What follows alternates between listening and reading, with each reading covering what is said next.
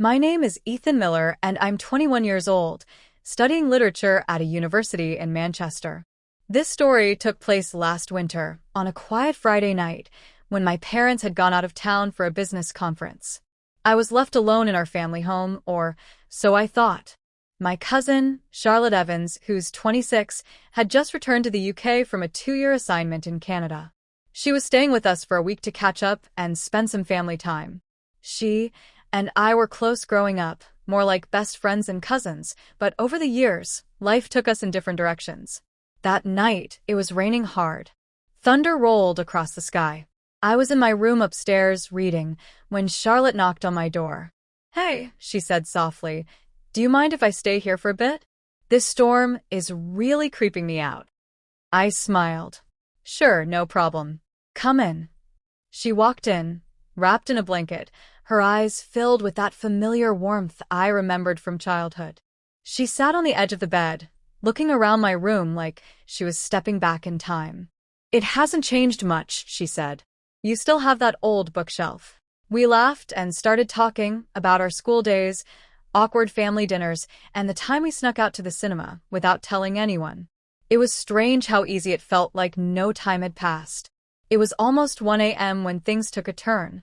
She looked at me with an intensity one hadn't seen before. "Ethan, can I tell you something personal?" "Of course," I replied. Charlotte took a deep breath. "When I was in Canada, I went through a tough breakup. For months, I felt lost. But whenever I thought about comfort, about someone who truly knew me, your face would pop into my mind. Isn't that strange?"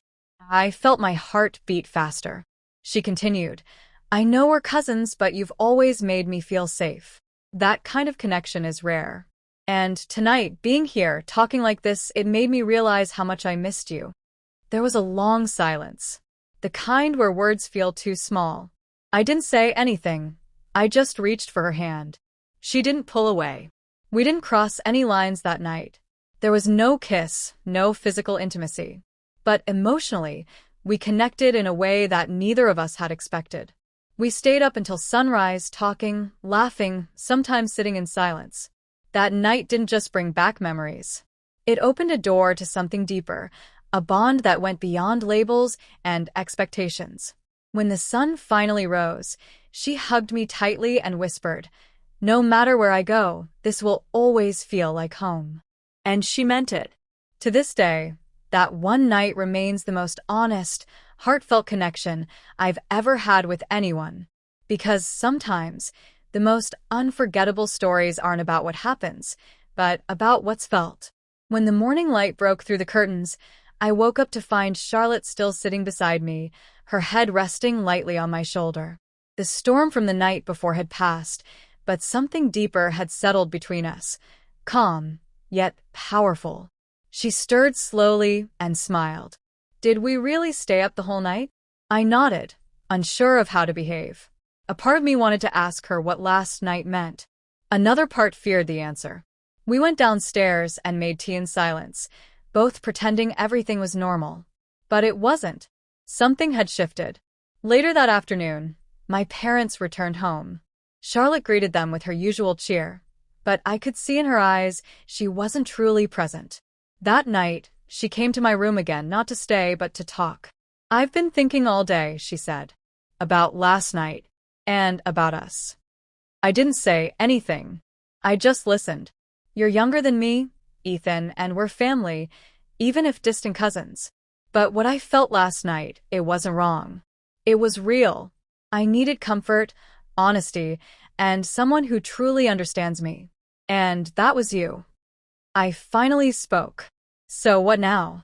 She smiled sadly. "Now we move on. We respect what happened. We remember it for what it was, a moment of truth in a world full of masks. But we don't confuse it with something it's not."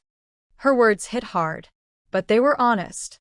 A few days later, she packed her bags and left for London, where she had been offered a job. We kept in touch, but we both knew that night would never be spoken of again.